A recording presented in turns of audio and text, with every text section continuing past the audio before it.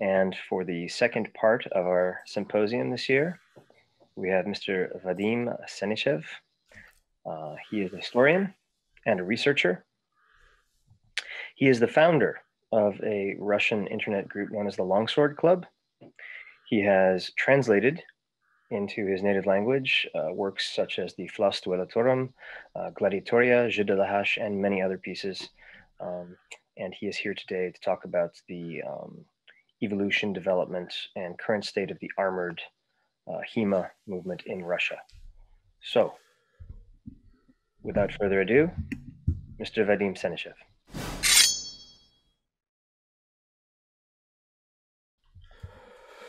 Good evening and good day, dear colleagues. I am really happy to be here with you and to present my thesis, let's call it that. I will now demonstrate the pictures I've chosen for this topic. I hope you do see it on the screen. There's the name of the presentation, which is we will be dealing with the practice and experience of armored dueling, interpretation and of historical rule sets, and overall armored HEMA community development in Russia. This topic is quite vast, and to start it all, I must firstly, I must start with a really ancient prehistory of historical fencing in Russia. Medieval style historical fencing in Russia started developing since the late 80s at least, under the influence of reenactment community, which was developing from since the late 70s at least, role-playing community, and stuntman community. They all played some role in developing the whole Russian historical fencing community, and they are still playing quite a big role in that. Over the years of evolution, fighting style, and I must show you my first slide. I hope you do see it. This is about 92-94 years, 92-94. This is one of the first Moscow historical fencing tournaments.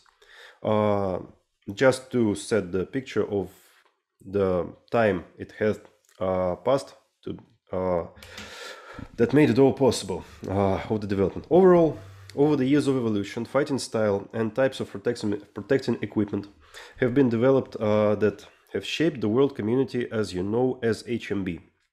The main direction of this development were aimed to safety with minimal quality of protective gear, as well as the ability to overcome the equipment with the weight of weapons and wrestling techniques. I think you all know what HMB is now and what it stands for. It was one of the branches that evolved from this overall idea. The difference between the picture, of the bouts of the fight of HMB style and the techniques and methods of combat described in fencing books and other documents, for example, biographies and chronicles of the historical age, became apparent as these sources were published in Russian, in Russian-speaking environment, were now available when the internet arrived and the mass publication of the sources started a little about 20 years ago. However, already formed HMB community and movement was not interested in correcting the already developed patterns of fighting and style and armor development. At the time, HEMA community was only forming in about 2010s and later 2000s, that's in general, and could not afford to invest into armored initiative, and since itself was in the stage of formation in Russia and developing the patterns of practice of unarmored combat in general. However, the reenactment community, especially 15th and 16th century groups, showed interest in seeking and practicing the correct picture of the duel, armored duel, which made it possible to answer the questions about why the historical armor is shaped and used that way, why the historical weapons are shaped and used that way, and in general to restore the picture of historical reality of armored combat, which was not used and available at the time, about early 2000s and 2010s. Now to more recent period. In Russia, There were several groups also formed around the narrative of making a historically accurate armored combat within the framework of the historical sources. They should be mentioned here because they had a role in the development of modern armored community in Russia. There are the Panzerkampf tournament that is organized in city of Tula by Ilya Petruchin and his community of 16th century reenactors. You can see them here. This is about 10 years ago, one of their tournaments. There is a community called Хранители and Citadel in the Belgorod and Voronezh cities. They are working within the 14th century style and also developing the patterns of fighting within the historical rule sets and all. Now more closer to the topic. Since about 2007, my club, my organization called School St. George, we were associated with Dr. Brian Price. I believe you all know him. And we were practicing various types of historical martial arts. Since that, I have had the experience of organizing several unarmed tournaments in Fechtschule style, in formats of festivals of living history and reenactment, and even one of the first HEMA tournaments in Moscow in 2014. That's the picture of the tournament. This was the February of 2014, one of the first organized HEMA tournaments in Russia in general, one of the first. Since then, I have tasked myself with the development and conducting a tournament that means not only in general logic of fighting in armor, but also starts from a specific corpus of sources. Primarily the Fechtbuch and all the parts that are counted, and of course using the general knowledge of knightly tournaments and armored combat of the 15th century. The main goal was to recreate, of course, the 15th century rule set. After conducting several trial events in a narrow circle of colleagues and on small festivals in general, I received the invitation from the organizers of tournaments of St. George, one of the biggest jousting tournaments in the world for now, and the chief organizer, Dmitry Savchenko, you can see his picture here. He invited me to take part in development of an organization of such a tournament as part of their big jousting nightly festival. And we began to develop the community for such an event. Of course, I'm talking about the foot combat, not the jousting. Jousting community in Russia was developing parallel to this, and is now, I think, it's one of the most prominent in the world. This is also the picture of the jousting tournament of St. George in Moscow. To maintain the high scientific level and understanding of the process, a series of articles and research were published on the history of tournaments and foot combat in historical magazine Прошлое, the past, and in Russian version of Popular Mechanics, actually. This is the issue, you can see. This is the article we published in Popular Mechanics about the idea of armored combat and how it should be conducted. So now to the rule set model. Several descriptions of the tournament rules for foot combat have survived to this day, primarily from the chronicles and biographies of famous figures of 15th and 14th centuries. The earliest example of such tournament are described in the chronicles of Froissart, La Marche, and the Monstrelet. I hope you have heard and know of them, and on many other occasions. Also, of course, when developing the rule set model, I relied on the tradition of Fechtbuchen, which is vast and covers all the needed aspects of understanding the foot combat in general. Within this framework, some features common to the era of 15th century, mostly later 15th century, were highlighted. First of all, in the rule set, it is common that weapons used are, I will turn to the next picture, just this is from our tournament of St. George, one of our fighters. Within this rule set, one of the common features is exchanging of weapons. Each bout, each round is conducted with a different weapon set. We developed the idea that most popular and mostly used were the spear, the poleaxe, the sword, and the dagger. But I will tell you more on the specifics of usage of them in the tournament conditions in the competitive sparring. Second thing that we picked up from the sources is the orientation of historical rules not so much on the victory by scoring points and as on the fulfillment of the vow or some promise made before the tournament. This is according to the fact that the fighter, in principle, the knight, of course, appears on the lists and is ready for battle. This is the first condition that historically he needed to make. There are several papers and dissertations published about the idea that the outcome of a battle is not so important than both of the fighters shown to it. But this will not work within the framework of competitive modern armored combat. So we proceeded to work within the needed, let's say, the needed concept. It was necessary to establish a fairly clear rule set to achieve victory, of course, because we are talking about creating a competitive discipline, not just the reenactment of a tournament in general.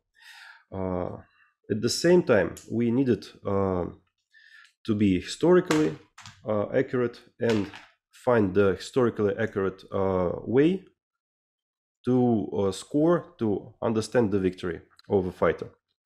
The goal of the fight was the principle that I've developed, and we use it now, which is called domination or the control of the field, in which we deliberately moved away from the idea of scoring any points inside the fight. The fight in general, one bout, let's say, to put it more clearly, in general, is considered one of 4 rounds that every of our fighters need to fight with one opponent. And the point he scores is determined by the overall general his work on the field, of how he conducts the fight, if he uses more interesting, more elaborate techniques, if he dominates the field, so he uses all the advantages that he has, not to only to hit more times, but not to be hit, but to use interesting and historically accurate techniques, and of course to make the fight more realistic by using the pattern of damage which we developed, and I will talk about it in a moment. Also, in the view of the fact that the tournament of St. George in Moscow is a recreation of full ceremony of knightly tournament and being reproduced within the framework of historical sources, the participation of ladies and the presence of ladies' court, as it's called, were historically important. And there are many articles, of course, published about that part either. The ladies' court used to give prizes and judge some situations inside the jousting part of the tournament, and we added the ladies' voice and decision to the foot combat too. This was, of course, because the ladies are also the members of our community, are reenactors who did a great deal of work to represent the historically accurate nobility of the age, and they are of course, a righteous part of the movement itself. Therefore, within this framework of rules, the ladies also received the right to vote in a tournament and had the right to determine the right and the wrong side in disputed situations. The ladies, of course, were one of the most beautiful examples of women's participation in the tournament. Is the final of the foot bouts of the 2019, in which Andrei Bogdanov and Ilya Yesik met to fight each other for the first prize. Each of them won 2 fights out of 4, and the Court of Ladies decided that the last fight would be fought on the pole axis, and the fight was really spectacular, and the victory was scored by Andrei Bogdanov.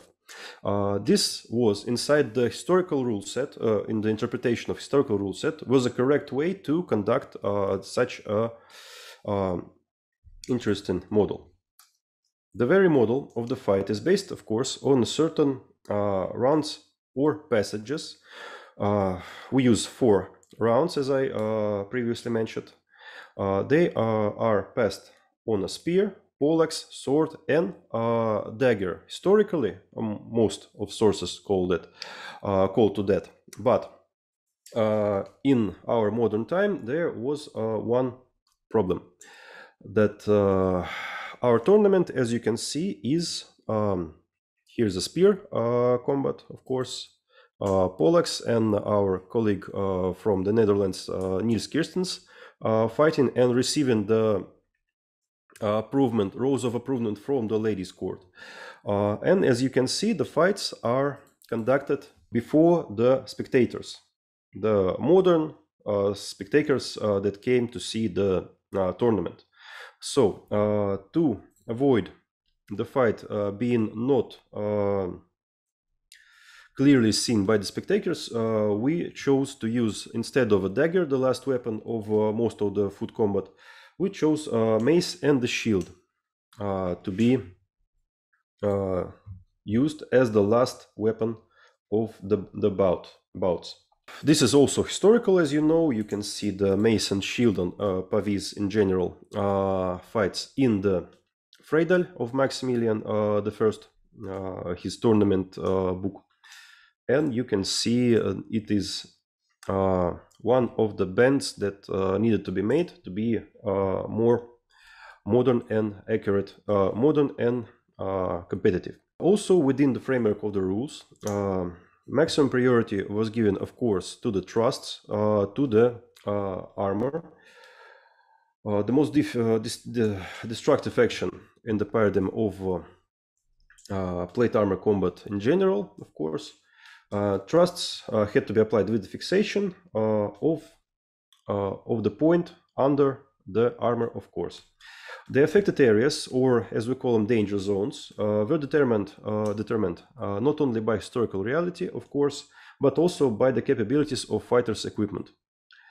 Therefore, groin, knees, and palms and visor area were excluded from the well-known model of knees, groins, palms, elbows, armpits, throat, and face, among others. But this, in my eyes, in my mind, is a temporary measure, because we, of course, need to adjust the armor of the fighters to be more safe, to be more protective, and then to widen up the zones of the work. The first reason,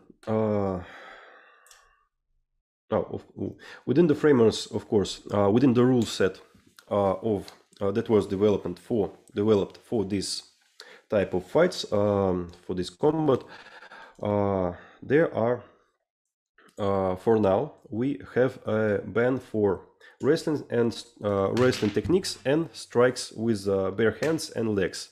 We exclude them because of 2 conditions. First of all, first reason is that there are some cases wrestling and attacks with an armed hand were limited by historical rules themselves. For example, there are mentions in Livret de Jacques de Lalaine of 15th century Burgundian knight, which gives us idea that the fighting with bare hands in the armored combat tournament was prohibited, and grabbing each other also might be the negatively perceived action. The second reason, of course, is modern. The lack of weight categories and differentiation between our fighters in our format, which, if we allowed wrestling techniques, can lead to disproportionate use of it by fighters that have more mass in general and height, which of course will greatly affect the desire to participate in tournaments of a wide range of fighters. The difference between fighters in our format can reach up to 60 kilos, wearing armor, of course. And it would be unwise to allow a much heavier fighter to use wrestling and melee techniques in such situation. We developing the community, we needed to account that we need to see the most of the fighters that can come and give advantage more gradually to them. So within the framework of the tournament rules, we strive to rely as much as possible on historical materials. First of all regards the equipment of the fighters, and secondly with the framework of model of permitted actions and taking into account the general picture of the conduct of the bout to determine the winner, including the court of the dames as the element of assessment historical accuracy. Of course, this what I described is what we call a full historical set, a full set of rules of usage. But within the development, the model, we came up with simplified models and alternative rule sets also based on the historical sources. First of all, we developed the idea that weapon types can be modified if the tournament is held without the accountants of the spectators. It's absolutely advisable that we use the dagger as the last weapon of the fighting, of course. Second, there are historical evidence that different regions of Europe prefer different weapon sets to be used in a combat. So in general, this is not the historical accurate term, but it's a modern term that describes the idea that there can be two conceptions divided into German and Burgundian type of tournament on foot fighting.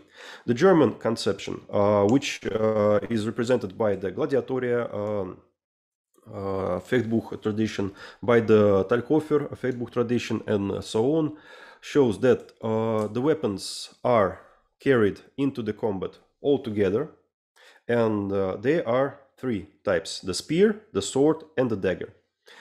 Shield is optional, but most of our fighters don't use shield. They use, of course, their armor to protect them. And Burgundian type, or Franco-Burgundian as we call it, which uses the different tradition. As we know, the French and Burgundian sources show us that poleaxe was the primary weapon, and the spear was only used partly or never used at all. So the Burgundian style of combat Burgundian is, of course, only a modern term, is a combat of poleaxe, sword and dagger, or mace and shield, and the weapons are not taken to the field altogether, but exchanged after every bout is conducted. Every round of the bout is conducted. So the first part is in this rule set is on the poleaxe versus poleaxe, the second on the sword versus sword, and so on. Also, the simplified rule sets are used, of course, when the fighters, the participants are not feeling ready to use some range of weapons because of their equipment, of course. But the third part of the development of our community, of course, is based on the historical equipment and the accuracy of authenticity of it. The question of the equipment of the fighters is actually one of the most important in overall our community, because of course during the years of development of reenactment community, there were attempts to recreate historically accurate and functional armor. But of course, the price of making a functional and tailored armor set is quite high. So our community strives to not to make armor more accessible, of course, but to encourage more fighters, more participants to order armor, order correct armor that you can use. You can see in our picture that we are trying to use mostly historical accurate armor, use different styles, mostly of the 15th, of course, century, middle and upper. The main, of course, part of our armored community is the idea that there are danger zones that should be targeted at the first.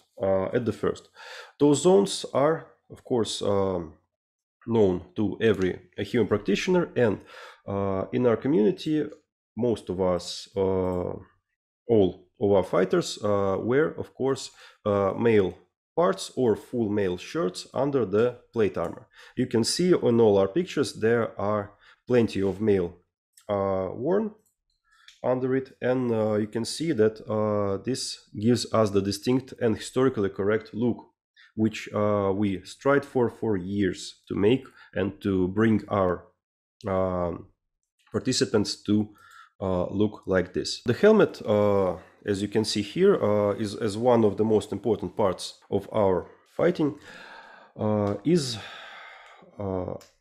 generally influencing the behavior of the fighter inside it. In 2016, on the tournament of St. George, the accident occurred that led to the injury of our colleague's eye, despite the fact that in 2016 there were no thrusts allowed, and the accident was really an accident, but because he wore a Sally type of helmet, we decided to pay special attention to approved helmet models for the foot combat, because this is not a demonstration combat, this is a competitive and event. Yes, so we mostly encourage our fighters to use armets, as you can see here on the fighter on the right. Of course, grand bassinets and close helms or bicoque type as it's known today. However, historical armets that are used by a lot of guys who prefer Italian type of armor have one interesting flaw in its construction, that the visor of the real historical armet is not safely pinned to its place. There are no mechanism that keeps it down, and a lot of our fighters during the years switched from the historically accurate armet to a little bit different model of the helmet or of the visor. You can see here two fighters. One on the right has armet with a standard historical type of visor, which can be lifted quite easily, and the fighter on the left has a little bit modified but still historically accurate armet type, visor type that is secured to the place with a hook. This is of course the necessity, but this necessity again is grounded within the sources, and as you can see in a lot of fight books, there are several types of helmets that are represented for the foot combat. For example, I can refer to the Paulus Kall manuscript, which in the part of the Pollux fighting shows the very interesting and very secured type of foot combat helmets. So, and of course, Sallets we tried to use only in rare occasions or on the agreement between both fighters that no attacks to the face will be conducted. So this is the rule set that will develop within the historical framework and within the necessities and modern requirements for the competitive and interest in combat in general. How was it all conducted? In 2017, the first version of the rules was drawn up based on the system described previously, according to which the fighters changed their weapons, inflicting a certain number of blows. Thus, 4 rounds took place in each pair for each pair of the fighters. In 2018, the first foot combat tournament within the tournaments of St. George in Moscow was held according to the rules that I've described earlier, and of course published before. Fights according to those rules held both for the fighters who took part exclusively in foot combat tournament and for the fighters who participated in jousting. Those are the pictures from tournament of St. George. There are, of course, there was a winner in both of the groups, and the winner achieved one wonderful sword was presented to him. The next, after the 2018 tournament, 2 tournaments were held as a part of the Heritage of Europe, Наследие Европы festival, also in Moscow, which used the same rule set we developed and discussed before. There were about 12 participants in the first tournament of St. George Foot Combat and about 10 in the jousting, from the jousting part that participated in Foot Combat. And on the Heritage of Europe festival that was held in September later that year, there were about 15 participants. As well, as our idea grew larger and larger, the tournaments of the same rule set and the modification of this rule set were simplified or modified were held in Novosibirsk and Vyborg tournaments. The concept itself is expanding and finding new followers since then. A part of the development of this concept of armored combat, we in 2019 we formed a small community that's called a White Armor League, which included many like-minded people interested in participating in competition in the similar model of rule sets, and which now developing those type of fights between inside their organizations and clubs and on the events. Also, in 2019, the tournament of St. George in Moscow was held again. For the second time, this rule set was used, and for this time, the fighters came to us from Europe. Two our colleagues, Nick Kraus and Nils Kirstens, from Germany and Netherlands, respectively, were part of it. They enjoyed the fights, as they tell us. They did participate. You can see here is Nils Kirstens, the only one who was allowed to use Sally in the fights. Also, guests of 2019 tournament were the Famaleonis team, which is holding the most historically demanding tournament in Italy, Torneo in Armatura. I think you heard of that. It's one of the most prominent and really beautiful armored tournaments that I have seen.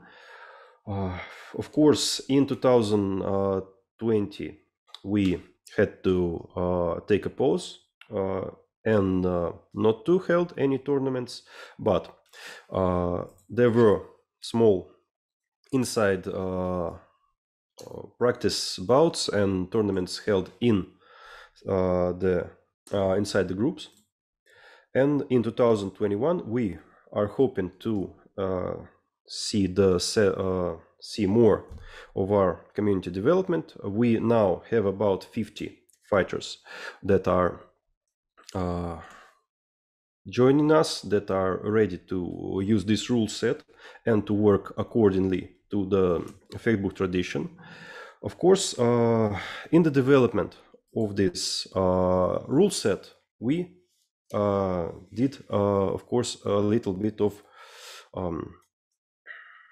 propaganda, let's say propaganda of historical sources, held some seminars, and worked to publish and just to spread the sources material, to encourage the groups of armored fighters to practice according to the Fechtbuch tradition and according to the rule set, to see what they could achieve. The last event that was dedicated to this type of tradition was held in the end of the February this year. We held a seminar dedicated to the gladiatoria tradition, and there was about 30 participants just in the Moscow itself, and they showed great enthusiasm in working within this rule set, within the Fechtbuch tradition, and within the general idea of developing armored combat for it to be more historical, more accurate, more interesting for the fighters. This concludes my presentation, but I also want to show you a little bit more of the pictures. I need to switch my presentation. This is the picture of our tournament that was held in Moscow in September of the last year. There are fighters, and you can see among them a female fighter too, because we actually don't mind it if the physical conditions are sustainable, and of course the armor is according to our needs and protects the body as it should be. There is no gender issue at all for us. Again, this was actually held on a historical site, which is now being reworked, renovated. This was residence of Moscow Patriarch in 17th century, and the historical pavement you can see there under the feet of the fighters. There were of course spear combat, as you can see, the sword combat, and you can see here the development of our community and the propaganda of historical sources is showing its results. Here is the as you can see, the wonderful thrust to the inside of the right armpit with the wonderful sidestep, the clear and wonderful Fechtbuch tradition, let's say, no, Stuk, yes, the strike. And some more pictures, of course, of our colleagues. This is Belgorod. Our friends from the Хранители and Citadel organizations are making their way into the German style of combat and working in it in this tradition, I think, more for about 10 years for now. This now concludes my presentation. I hope you heard me well. I hope I was clear, and I would like to answer any questions you have. Thank you very much, Vadim, for your presentation. It was very interesting. Do we have any questions? I might have been not very clear in my speech, and I would like to clear out all the details you might have missed or I mispronounced, of course. Your speech was excellent. Thank you. I think perhaps you were too thorough. I wanted to show you how the community actually develops, works, and the idea that in Russia, in general, I will take a few minutes again.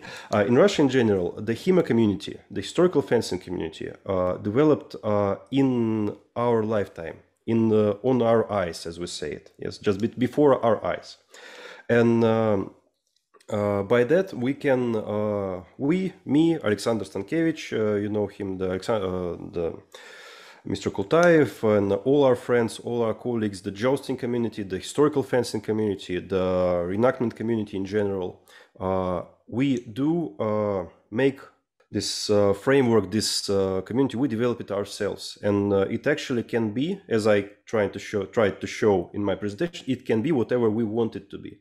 We put ourselves to a goal to achieve historicity in armored combat, which was not present before, which was present in a little parts before, but we wanted to make it more global, more according to our international colleagues, of course, who were the great inspiration for us, which I should mention. There are several tournaments like Torneo in Armatura, like I actually don't remember the names, but there are several held in England, in America, and in Canada, as I remember, which did inspire us. And we wanted, of course, first of all, to use the sources correctly, to develop the rule set according to the sources, and of course to show ourselves that this is not determined by anything. If we have the goal, if we have the idea that we need to achieve, this is not determined by any other factors than only our work that we put into it.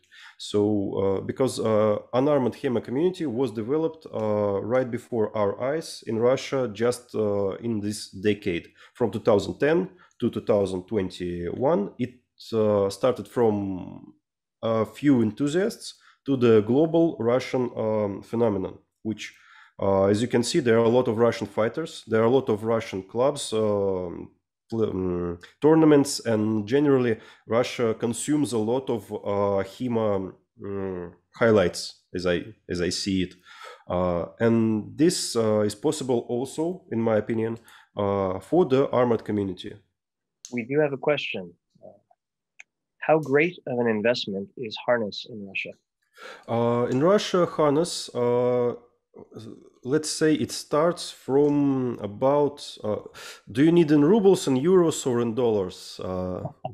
I will try to translate, but I might be a little bit off. The basic but working but good armor, basic I mean in the general, as you can actually see, maybe here is the line of fighters. Do you see my screen still? Yes? A line of our friends. The basic style, the most used here is, as you can see, is Milanese style, Italian style. The basic and elements will cost about 150 to 200,000 rubles. This will translate to about $3,000 or 2,500 euros plus or minus. But I'm talking not only about the steel parts, but in costume and male elements as well. But this will be the basic simplest stuff, beginning of 15th century. Yes, more advanced, more developed, will cost up to the priciest armor I know being used in our tournaments is about 450,000 rubles, which is about 5,000 euros or something like that.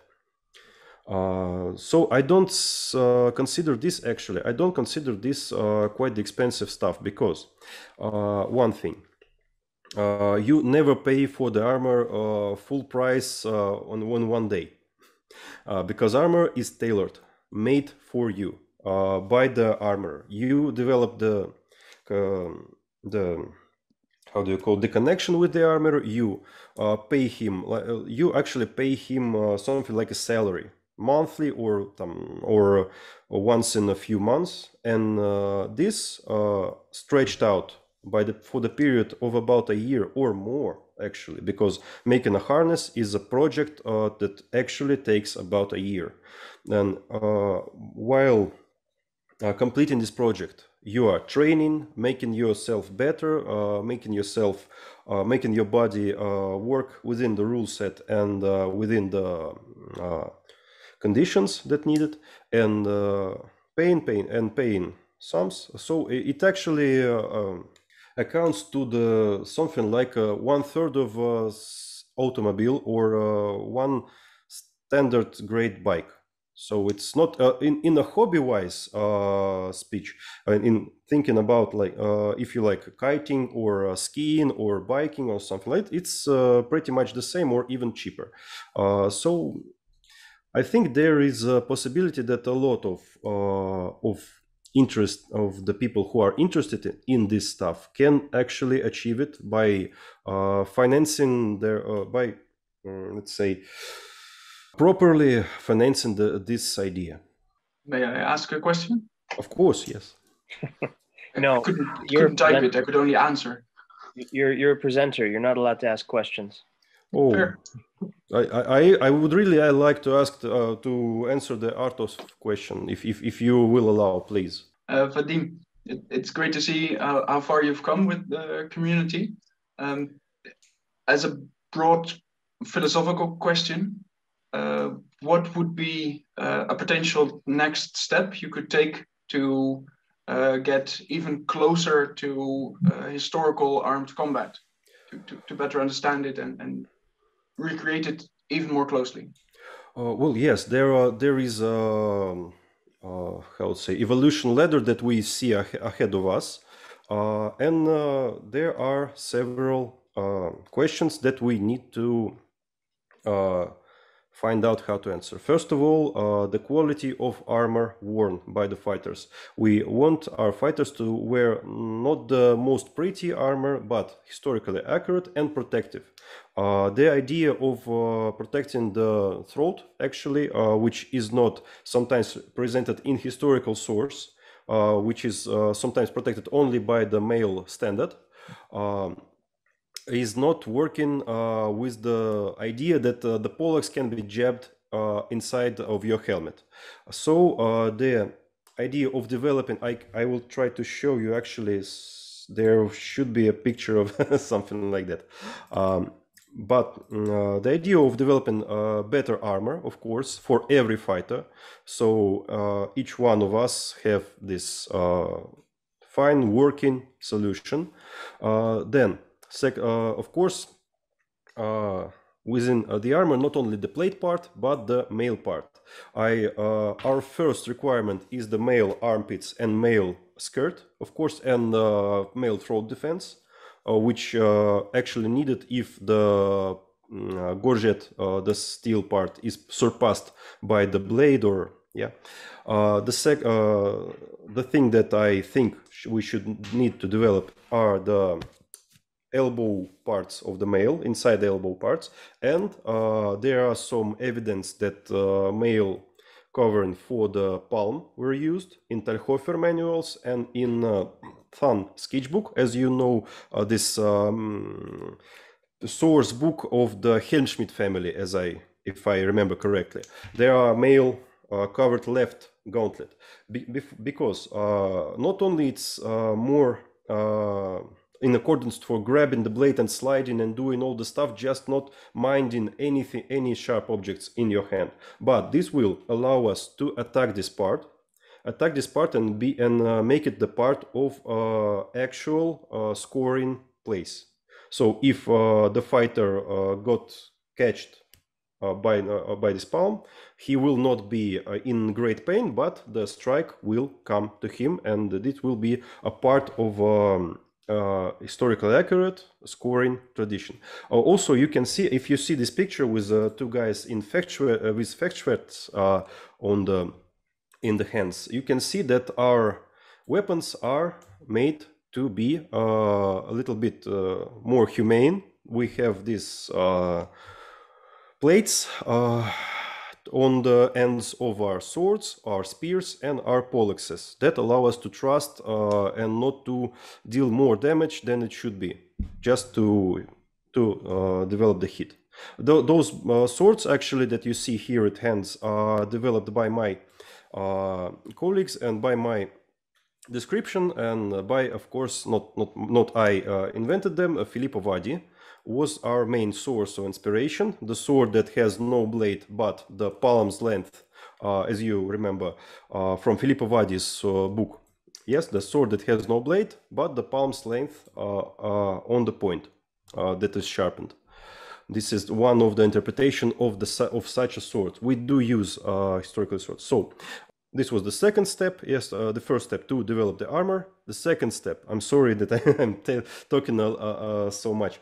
The second step is to give every one who wants to participate the proper historical movement set, to train them in according to the textbook tradition on their choosing.